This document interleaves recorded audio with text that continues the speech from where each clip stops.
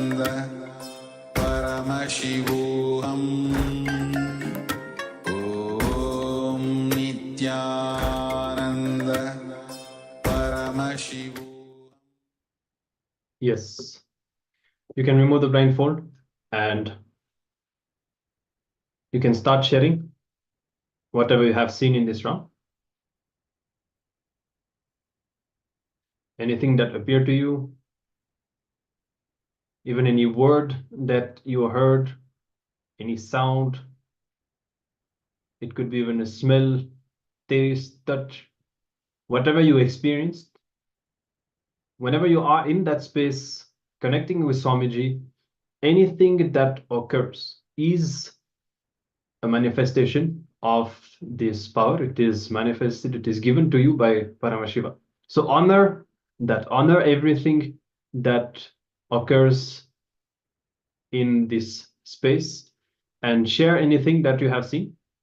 And we will be verifying and seeing if you have succeeded in this round.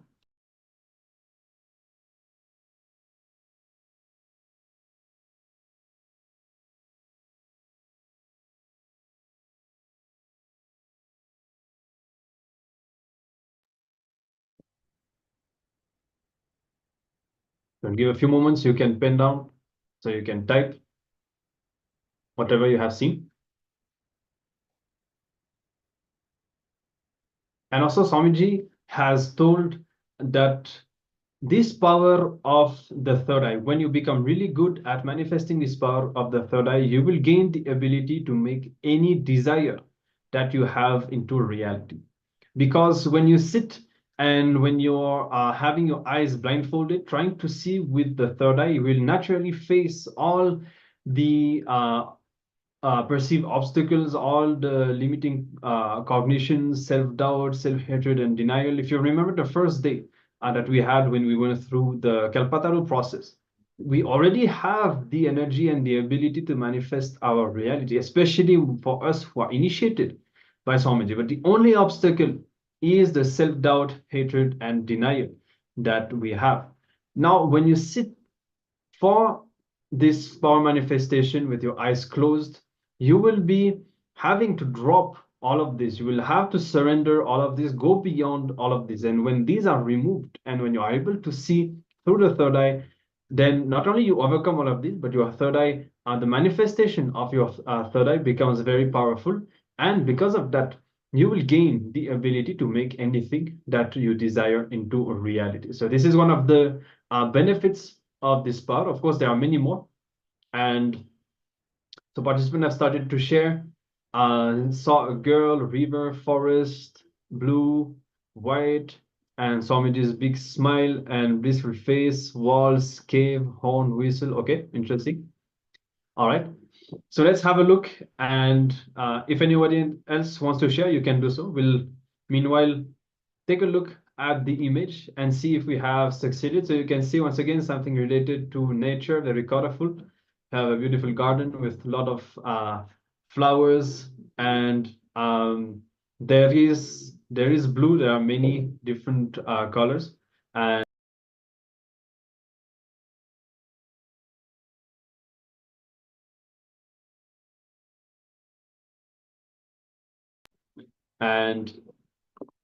even participants said that she saw a girl. So you can see maybe you had this is what you associate with that kind of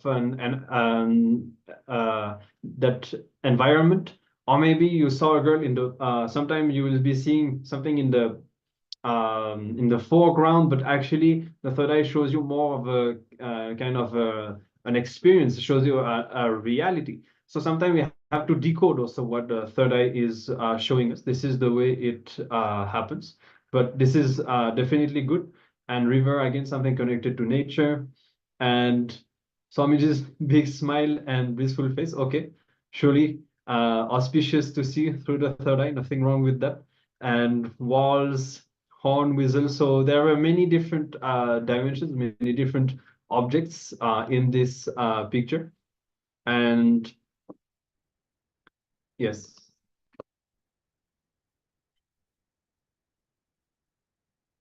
All right.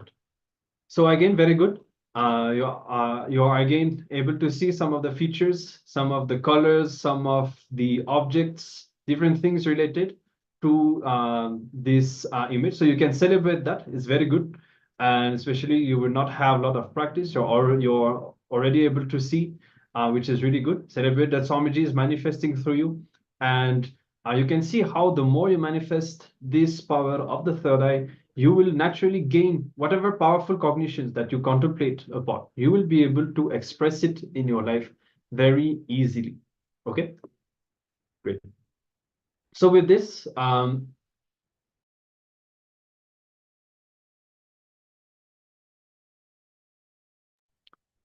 we'll enter into another interesting sessions. And Swamiji says that ultimately the best, the most powerful completion process is celebration. Because when you celebrate, and especially if you celebrate with the Hindu way, in a life positive way that lifts you towards higher consciousness, and that is done from the right life positive context, then what happens is you start building that chemistry, a chemistry of bliss inside you. If you see, whenever you have negative emotions, let's say, for example, sadness, that creates certain kinds of chemicals in your body. And then after some time, you don't even need specific incidents to feel sad, because you have created that kind of a chemistry, and that shapes the way you perceive the world, the whole reality. But when you celebrate, that whole chemistry changes. You start getting detox from all the old patterns, and you start building that blissful chemistry that naturally drives you towards being more active, more inspired, more positive, and that naturally brings a lot of completion spontaneously without even the need for separate techniques. All right. So now in this session, we will first watch a short clip where Swamiji will be revealing more about this topic and the Nitya Kirtans, how to again experience the joy of completion. And then hopefully, if we have enough time before the darshan, we'll get to practice, also put into practice and have a bit of a dynamic session with a bit of dancing.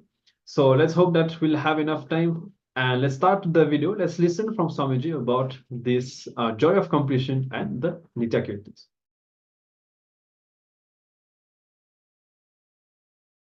Understand?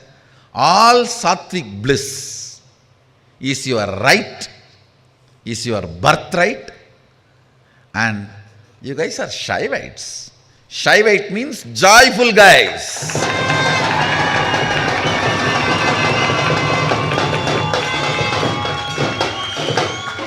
We are Shaivites, we are joyful people.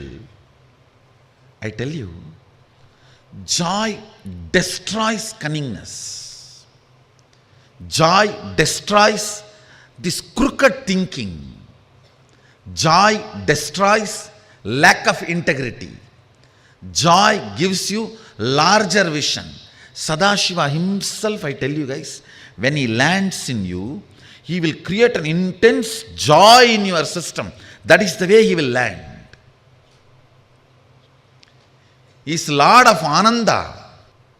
I wanted to explain from the angle of the spiritual alchemy process about the reason for the Sattvika Ananda. Understand? Do not allow your physiology or psychology to enjoy any. Yes.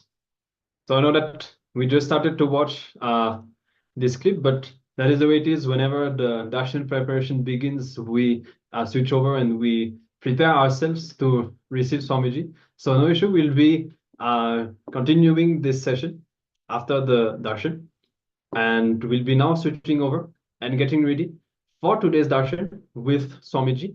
As the preparation has already started, you can invite your friends and family. You can tell them to join on their favorite social media platforms, or even in the Zoom, as Swamiji said a few days ago, inviting all of us to join in the Zoom and receive the Nayana Diksha when the eyes of the avatar directly fall on us. So don't hesitate. Invite all your friends and family for today's darshan, and let us all prepare ourselves now to receive Swamiji's blessings in today's darshan. And of course, after the darshan, we'll be back and continuing with the remainder of today's sessions.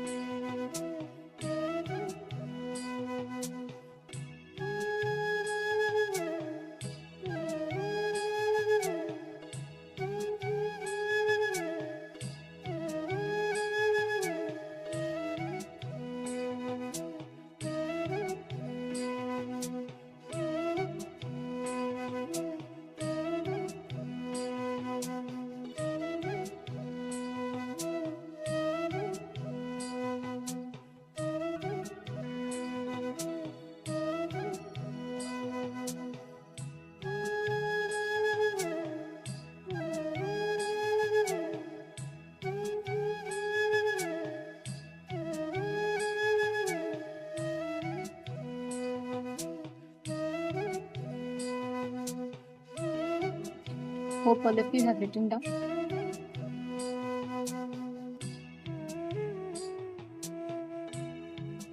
Now, all the influence of this Navagrahas that you experience, whatever you see, just by the grace of the Guru, just the Guru's grace can simply remove it all. Everything, whatever you have, right now we are all going to be receiving the darshan. Just connect to Swami. Receive the darshan. Just through the darshan, you will see all the things that you're facing as a difficulty, obstacle, everything Swami will remove, and he will just nullify the whole thing. And today, all of us are going to be receiving the darshan of Linga Murti form of Paramashivoham, the very form in which the entire cosmos, the formlessness assumed, manifested as the form. We will now be chanting the Dhyana Shloka, the sacred chant that describes the form of Paramashiva manifesting as Linga Murti.